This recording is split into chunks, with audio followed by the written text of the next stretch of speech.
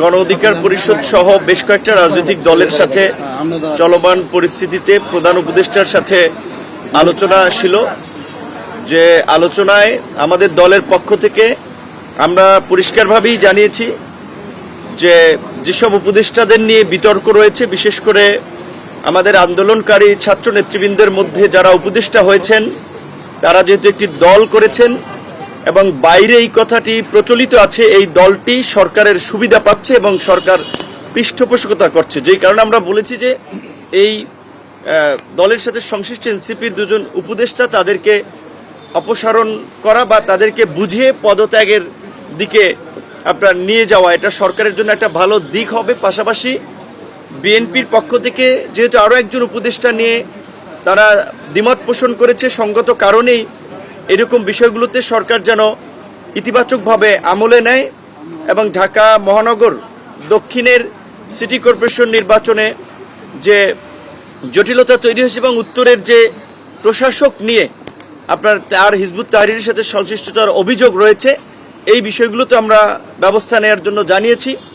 এবং আপনারা লক্ষ্য করছেন যে এই সময় বিশেষ করে আমাদের দেশপ্রেমিক সামরিক বাহিনীর বিরুদ্ধে নানা ধরনের নিষেধাজ্ঞার বিদ্বেষ ছড়িয়ে সরকারের সাথে বা জনগণের মুখোমুখি দাঁড় করানোর একটা চেষ্টা করা হচ্ছে সামরিক বাহিনীকে। সরকার যেন সামরিক বাহিনী সহ পুরো প্রশাসনকে আস্থায় নিয়ে কাজ করে, তাদের সাথে যেন সরকার একটা ভালো আন্ডারস্ট্যান্ডিং থাকে। একই সাথে রাজনৈতিক দলগুলোর সাথে যে দূরত্ব তৈরি হয়েছে, কারণ রাজনৈতিক দলগুলো আমরা অনেকেই যারা দায়িত্বপ্রাপ্ত উপদেষ্টা রয়েছেন কিংবা সরকারের সহকারী রয়েছেন, দেখা করার সাক্ষাৎ করার সময়সূচি চাইলেও গুরুত্বপূর্ণ প্রয়োজনীয় বিষয় আলাপ করতে চাইলেও অনেক ক্ষেত্রে সাড়া মেলে না।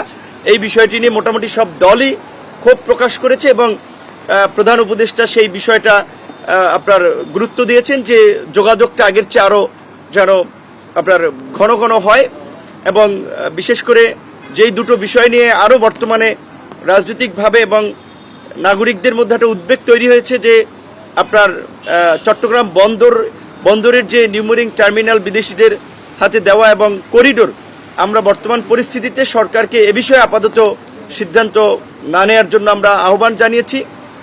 এবং একই সাথে নির্বাচনের যে রোডম্যাপ বা ডেটটা সরকার যেটা বলেছে ডিসেম্বর থেকে আপনার জুন, এটি একটি অস্পষ্ট সময়, কারণ এর মধ্যে রোজা আসবে, কুরবানি আসবে, ঈদ আসবে, ইজতেমা পড়বে।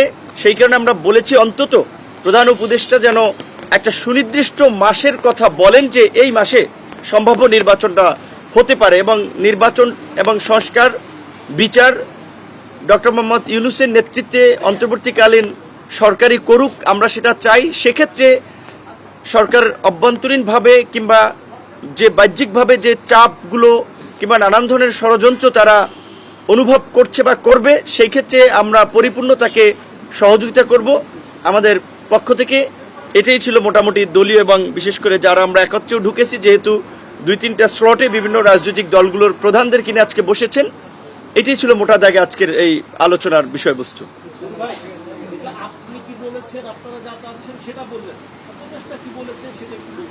আচ্ছা, পদত্যাগের যে বিষয়টা আপনারা যে পদত্যাগ চাইলেন এই বিষয়ে প্রধান উপদেষ্টা কি বলেছেন?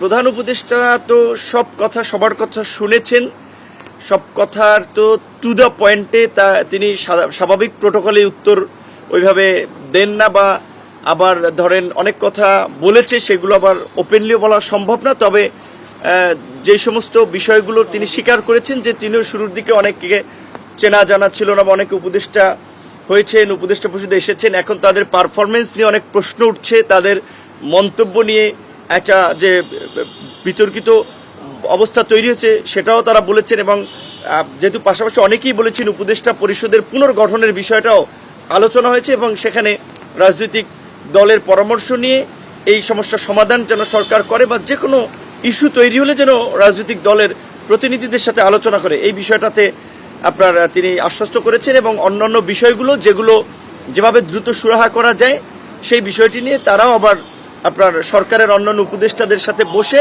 সিদ্ধান্ত জানাবেন।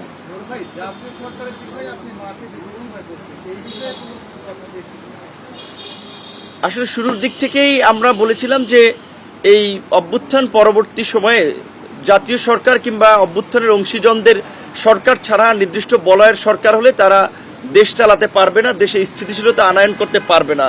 এবং এটাই আমরা আজকেও সেটা বলেছি যে আমরা কিন্তু 9 মাস আগে বলেছিলাম যে আজকে 9 মাস পূর্বে যেভাবে বাংলাদেশের ইতিহাসে বাম ডান সকলে মিলে যেভাবে এই সরকারকে সমর্থন দিয়েছে ব্যক্তি ইউনূসের কারণে, এখন কিন্তু সেই সমর্থনটা ওইভাবে আর আগের মতো নাই। কারণ হচ্ছে সরকারের কর্মকাণ্ড, সেটা শুধুমাত্র ব্যক্তি ইউনূসের না, ওভারঅল সরকারের কর্মকাণ্ড। তো সেই জায়গা থেকে এখনকার বিদ্যমান পরিস্থিতিতে আসলে জাতীয় নির্বাচনটা যত দ্রুত হবে ততই দেশ সংকট থেকে উত্তরণের একটা পথ খুঁজে পাবে, এবং সেটাই আমাদের সকলের জন্য স্বস্তির হবে, যে কারণে আমরা নতুন কোনো বিষয় এই মুহূর্তে আর আলোচনায় আনি নাই।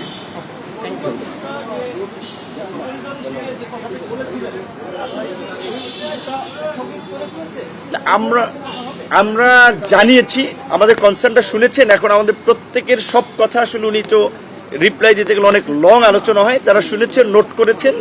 আশা করি যেহেতু তারা এই সময়ে দেখেছেন যে তার সরকারের প্রতি রাজনৈতিক দল নেতৃবৃন্দের সমর্থন সহযোগিতাটা ওভারঅল যেহেতু ন্যাশন ওয়াইড একটা কনসার্ন তৈরি হয়েছে, করিডোর কিংবা এই বন্দর, ন্যাশনাল ইলেকশনের সুনির্দিষ্ট দিন তারিখ বা মাস নিয়ে, এবং বিশেষ করে আপনার নির্বাচন নিয়ে, এই বিষয়গুলোতে তারা গুরুত্ব দেবে আশা করি। ধন্যবাদ।